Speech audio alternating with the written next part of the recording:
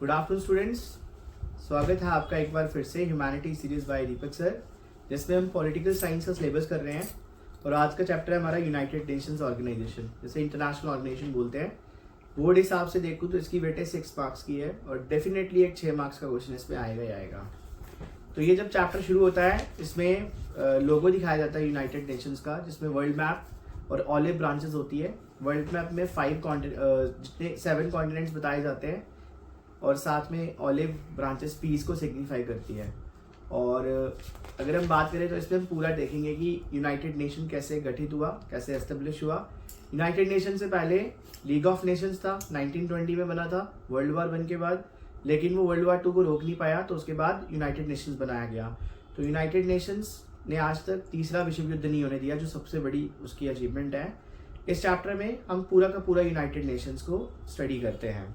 तो international organisation क्यों चाहिए? इंटरनेशनल ऑर्गेनाइजेशन इसलिए चाहिए ताकि पीस कॉपरेशन को प्रमोट किया जाए, स्टेबिलिटी लाई जाए, रूल ऑफ लॉ एस्टेब्लिश किया जाए, कोई देश किसी देश पे मनमानी ना करे।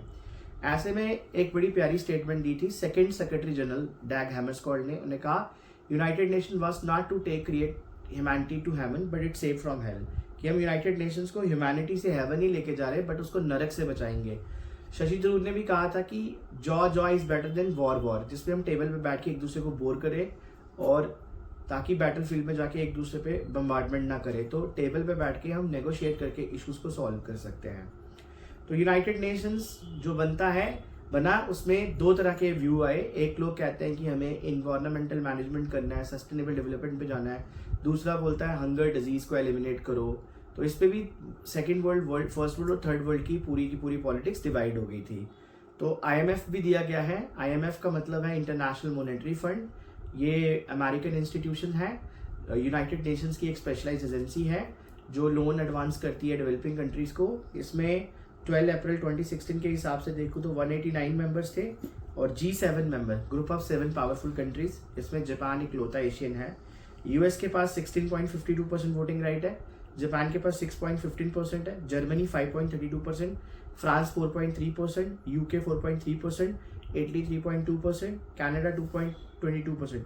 तो G7 जो है उसके पास 41.29% वोटिंग राइट्स है। इंडिया 2.64%, रशिया 2.59%, ब्राजील और सऊदी का भी कंट्रीब्यूशन इसमें बड़ा जबरदस्त है। तो बड़ा प्यारा क्वेश्चन आता है evolution of the United nation. United nation बना कैसे? ये पेपर में बड़ी बार 6 नंबर में देखता हूँ। तो देखिए, फर्स्ट वर्ल्ड वॉर 1914 से 1918 तक चला। उसके बाद लीग ऑफ नेशन बनाया एलिस पावर ने। Professor Woodrow Wilson United states के प्रेसिडेंट, उन्होंने लीग ऑफ नेशन गठित की। लीग ऑफ नेशन को कहा इसलिए बनाया गया ताकि फ्यूचर में वॉर ना हो, peace, stability, rule of law को प्रमोट किया जाए। अब उसके बाद 1939 से 1945 में वर्ल्ड वॉर 2 स्टार्ट हुआ। सबको पता है एडोल्फ हिटलर ने वर्ल्ड वॉर 2 को रिवेंज लिया फर्स्ट वर्ल्ड वॉर का। उससे पहले उसने यहूदियों को मारा, फिर उसने अपनी एक स्ट्रॉन्ग आर्मी बनाई जिसमें उसने रेसिज्म इंट्रोड्यूस किया, नाजी को सुप्रीम आइडियोलॉजी लेके आया। वर्ल्ड वॉर 2 में एक तरफ एक्सेस पावर थी, दूसरी तरफ एलिड पावर्स थी। एक्सेस पावर में जर्मनी, इटली, जापान, और एलिड पावर में France, America, USSR and USA और 26 अदर एलिड नेशंस टोटल थे। एलिड नेशंस जीत गए। एलिड नेशन जब जीते तो उस समय 1941 अगस्त में प्राइम मिनिस्टर ब्रिटेन के Winston Churchill, Franklin D Roosevelt United states से, उन्होंने अटलांटिक चार्टर साइन किया। जनवरी 1942 को 26 एलिड पावर्स वाशिंगटन DC में मिली। उन्होंने UN के चार्टर पर डिस्कशन किया। 1943 दिसंबर में ईरान की कैपिटल तेहरान में कॉन्फ्रेंस होती है जिसमें US, ब्रिटेन और सोवियत यूनियन यानी कि स्टालिन, चर्चिल और रॉसवेल्ट पार्टिसिपेट करते हैं। सबसे इंपॉर्टेंट याल्टा कॉन्फ्रेंस आती है। याल्टा यूक्रेन में है, जहाँ पे 3 रॉसवेल्ट, चर्चिल, स्टालिन प्रपोज करते हैं कि हम यूनाइटेड नेशंस लेके आ रहे हैं। और 26 जून 1945 को, that is very important, UN charter sign किया जाता है जिसमें 50 नेशंस पार्टिसिपेट करते हैं। ओरिजिनली UN के 51 मेंबर्स थे। पोलैंड ने इसको 30 अक्टूबर को बाद में ज्वाइन किया था और UN एस्टेब्लिश हुआ 24 अक्टूबर 1945 को। UN डे आता है 24 अक्टूबर को। और इंडिया ने UN को 30 अक्टूबर 1945 as a British colony join किया था। तो UN जब बना तो इसके ऑब्जेक्टिव्स बड़े अच्छे से दिए हुए हैं कि इंटरनेशनल कोऑपरेशन बढ़ाना है, पीस बढ़ानी है, स्टेबिलिटी लानी है, रूल ऑफ लॉ पे चलना है, नेगोशिएशंस करनी है, पीसफुल सेटलमेंट्स करनी है। अगर कोई डिस्प्यूट होता है तो उसको पीसफुली सॉल्व करना है। अगर वॉर ब्रोकआउट हो जाती है तो उसकी हॉस्टिलिटीज़ को रोकना है। तो 2011 में यूएन के पास 193 मेंबर्स थे। साउथ सुडान ने रिसेंटली 2011 में ज्वाइन किया था। और यूएन के अगर मैं स्ट्रक्चर की बात करूँ तो यूएन में 6 प्रिंसिपल ऑर्गन्स हैं। सबसे पहले जनरल असेंबली आता है जो वर्ल्ड पार्लियामेंट की तरह एक्ट करता है, उसमें 193 मेंबर्स हैं। Every year in the month of सितंबर हर एक कंट्री 193 मेंबर एनुअली पार्टिसिपेट करते हैं। न्यूयॉर्क मैनहट्टन जाते हैं यूनाइटेड नेशंस के हेडक्वार्टर, वहाँ पे जनरल असेंबली का सेशन एड्रेस करते हैं, डिस्कस करते हैं इश्यूज़ को, ग्लोबल इश्यूज़ को। और यूनाइटेड जनरल असेंबली जो है वो वर्ल्ड पार्लियामेंट की तरह काम करता है। सेकंड, दूसरे नंबर में हमारे पास सबसे इंपॉर्टेंट ऑर्गन आता है यूनाइटेड नेशन सिक्योरिटी काउंसिल। इसके फंक्शंस, इसका स्ट्रक्चर बोर्ड में पूछा जाता है। यूनाइटेड नेशन सिक्योरिटी काउंसिल को संयुक्त राष्ट्र सुरक्षा परिषद कहा जाता है। इसमें टोटल 15 मेंबर हैं। 5 मेंबर परमानेंट मेंबर्स हैं जिनके पास वीटो पावर है। France, America, Russia, China, England. ये वीटो पावर इसलिए मिली इनको क्योंकि वर्ल्ड वार 2 के बाद ये पावरफुल नेशंस थे। स्टेबिलिटी के लिए इन्हें वीटो पावर दी गई। वीटो पावर एक स्पेशलाइज्ड वोट है जिससे ये किसी भी इंटरनेशनल प्रपोजल को नलीफाई कर सकते हैं वीटो यूज करके। तो सबसे ज्यादा बार वीटो यूज की यूएसएसआर ने। सिक्योरिटी काउंसिल में 10 नॉन परमानेंट मेंबर्स भी हैं जो 2 ईयर्स के लिए इलेक्ट होते हैं by the general assembly on the recommendation of the security council. किसी भी मेंबर को कंटिन्यूसली सेकंड टर्म नहीं मिलती नॉन परमानेंट मेंबर में। ये ज्योग्राफिकल बेसिस पे, कॉन्टिनेंट बेसिस पे रोटेशन में विटो नॉन परमानेंट मेंबर की सीट्स मिलती है। तीसरे नंबर पे इकोसॉक आता है, economic and the social council. इसमें इको इश्यूज देखे जाते हैं, सोशल इश्यूज पे बात होती है। इसमें 54 सीट्स आती हैं। ज्योग्राफिकल रिप्रेजेंटेशन पे 3 ईयर्स के लिए इलेक्ट होते हैं जनरल असेंबली के द्वारा recommendation of the security council. फिर आता है सबसे important international court of justice जो अंतर्राष्ट्रीय मुद्दों को देखता है। इंटरनेशनल कोर्ट ऑफ जस्टिस में 15 जजेस आते हैं जो 9 ईयर्स के लिए इलेक्ट होते हैं। इंटरनेशनल कोर्ट ऑफ जस्टिस का काम है पीसफुल डिस्प्यूट्स को देखना। अगर कोई इंटरनेशनल डिस्प्यूट हो जाता है उसको सॉर्ट करना। इसमें 15 जजेस आते हैं। इंडिया से दलीप भंडारी ने इसका रिप्रेजेंटेशन किया है, अभी भी वो रिप्रेजेंट कर रहे हैं इंडिया को। और इंटरनेशनल कोर्ट ऑफ जस्टिस को इसका हेडक्वार्टर नीदरलैंड की हैग में है, हैग नीदरलैंड में है। ट्रस्टीशिप काउंसिल इसकी ट्रस्ट टेरिटरीज देखता था। पलाऊ की इंडिपेंडेंस के बाद इसको 1 नवंबर 1994 को सस्पेंड कर दिया। तो एमसीक्यू आता है 1 नवंबर 1994 को ट्रस्टीशिप काउंसिल को सस्पेंड कर दिया। फिर आता है सेक्रेटरीट। तो सेक्रेटरीट इसकी चीफ गवर्निंग बॉडी है जिसे चीफ एग्जीक्यूटिव ऑफिसर देखता है, जिसको सेक्रेटरी जनरल कहा जाता है। अभी करंट सेक्रेटरी जनरल है अंटोनियो गुटेरेस जो पोर्चुगल से आते हैं। उससे पहले थे बैन की मून, उनसे पहले थे कोफी अन्नान। और अभी जो फर्स्ट थे वो ट्रिगर व्लाई थे, नॉर्वे से आते थे। इसकी क्रोनोलॉजी भी आपको पेपर में आ सकती है। इसके अलावा इसकी बहुत सारी एजेंसीज काम करती है, जैसे WHO वर्ल्ड हेल्थ ऑर्गेनाइजेशन जो 1948 में बना, जिसका हेडक्वार्टर जिनेवा में है। UNICEF united nation children emergency fund New York में इसका हेडक्वार्टर है। UNESCO united nation education scientific cultural organisation जो साइंटिफिक रिसर्च पे बात करता है, एजुकेशन पे बात करता है, इसका हेडक्वार्टर पेरिस फ्रांस में है। इंटरनेशनल मॉनेटरी फंड इसका वॉशिंगटन डीसी में है। वर्ल्ड बैंक इसका वॉशिंगटन डीसी में है। और WTO वर्ल्ड ट्रेड ऑर्गेनाइजेशन जिसका पहले नाम general agreement on trade and tariff था, उसका हेडक्वार्टर जनेवा में है।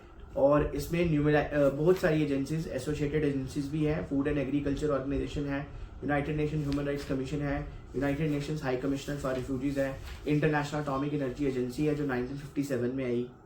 तो ये सारी। अब एक चर्चा आती है कि रिफॉर्म्स क्या करने हैं। देखिए 2 तरह के reform, structure process, security council सही तरीके से काम नहीं कर रहा। दूसरा इसके बजट पे बात करनी है, इसका बजट हो। एशिया, अफ्रीका, अमेरिका के देश प्रोसीजर एडमिनिस्ट्रेशन पे बात करते हैं। और पीस पे बात करता है, डेवलपिंग वर्ल्ड, हेल्थ, एजुकेशन पे बात करता है। अब यूएन 1945 में बना, उसके बाद कोल्ड वार में सोवियत डिसइंटीग्रेट हुआ। जब सोवियत डिसइंटीग्रेट हुआ तो कुछ चेंजेस यूएन के सामने आए। This is very important question. Soviet टूटने के बाद क्या क्या चेंजेस यूएन के सामने देखने को मिले। तो सोवियत यूनियन कोलैप्स हो गया, यूएसए एक स्ट्रॉन्ग पावर बना। रशिया और सोवियत यूनियन यानी कि रशिया और अमेरिका के रिलेशन आज अच्छे हैं। चाइना बहुत तरक्की कर रहा है। इंडिया भी फास्टेस्ट ग्रोइंग इकोनॉमी है। इकोनॉमीज एशिया की, आसियान बहुत डेवलपिंग है। थाईलैंड, बैंकॉक, सिंगापुर, मलेशिया ये सब बढ़ रहे हैं। बड़े सारे नई कंट्रियाँ ईस्टर्न यूरोप से निकलकर, सोवियत में से निकलकर यूरोपियन यूनियन में गई, नाटो में गई। नए चैलेंजेस भी देखे, जीनोसाइड, मास किलिंग देखा, गृह युद्ध, सिविल वॉर देखे, एथनिक कन्फ्लिक्ट देखे, आतंकवाद देखा, न्यूक्लियर टेंशन देखी, environmental degradation, epidemics, recently Covid देखा था हमने। अब फिर आ गया reform of structure and process. तो इसमें 92 में यूएन जनरल असेंबली में रेजोल्यूशन लाया, बोला 3 तरह की शिकायतें हैं। सिक्योरिटी काउंसिल कंटेम्प्रेरी रियलिटी नहीं बताता, बिल्कुल सही। 193 मेंबर और 5 के पास विटो पावर। भाई विटो पावर को या तो एबॉलिश कर दो या मॉडिफाई करो या नए मेंबर्स लाओ। डिस्कशन। तो डिसीजन सिर्फ वेस्टर्न वैल्यू और इंटरेस्ट को देखता है। इक्विटेबल रिप्रेजेंटेशन नहीं है। तो फिर 997 जनवरी को United nation secretary general Kofi Annan, जो बड़े ब्रिलियंट थे, उन्हें नोबेल पीस प्राइज मिला गया। उन्होंने एड्स पे फाइट किया अफ्रीका में। उन्होंने कुछ प्रपोजल दिया, क्राइटेरिया दिया। Criteria is also very important. इसमें कहा गया कि मेजर इकोनॉमिक पावर बनेगा। जो भी क्राइटेरिया, पहला मेजर इकोनॉमिक पावर होना चाहिए, मेजर मिलिट्री पावर होना चाहिए, सब्सटैंशियली कंट्रीब्यूट करे यूएन बजट को, big nation in terms of its population, एक ऐसा नेशन जो डेमोक्रेसी और ह्यूमन राइट्स को सपोर्ट करे, और नेशन जो डाइवर्सिटी हो जोग्राफिकली अपलिफ्ट कर सके। सबसे ज़्यादा पैसा यूएसए देता है, फिर चाइना देता है, फिर जापान देता है, जर्मनी देता है। इंडिया भी नोटेबली कंट्रीब्यूट करता है, कभी यूएन की पेमेंट्स को डिफॉल्ट नहीं करता। अब विटो पे कन्फ्लिक्ट होता है। कोई कहता है विटो क्या है? विटो एक स्पेशलाइज्ड वोट है जो वर्ल्ड वार 2 के बाद दिया गया ताकि वर्ल्ड में स्टेबिलिटी लाई जाए। क्यों दिया गया? क्योंकि उस समय सारी यही 5 पावरफुल कंट्रियाँ थी, तो इनको दिया गया। अच्छा, कोई भी विटो पावर यूज़ कर सकता है। किसी सपोज जनरल असेंबली में कोई प्रपोजल जा रहा है, तो उस पर किसी ने विटो कर दिया 5 में से, तो वही रेजोल्यूशन स्टॉप हो जाएगा। अब कुछ लोग कहते हैं विटो को हटा दो, कुछ लोग कहते हैं विटो को नहीं हटाओ। ये बहस चलती रहती है। अब सबसे ज़्यादा बार विटो रशिया ने यूज़ की 135, 84 टाइम यूएस ने की, यूके 32 टाइम, फ्रांस 18 टाइम और चाइना 11 टाइम। अब आता है यूरिसडिक्शन ऑफ द यूएन, अचीवमेंट्स क्या है यूएन की। तो भैया यूएन 2005 में 60 साल मना रही थी अपने, तो उन्होंने कुछ अचीवमेंट्स बताई कि हमने पीस बिल्डिंग कमीशंस बनाए।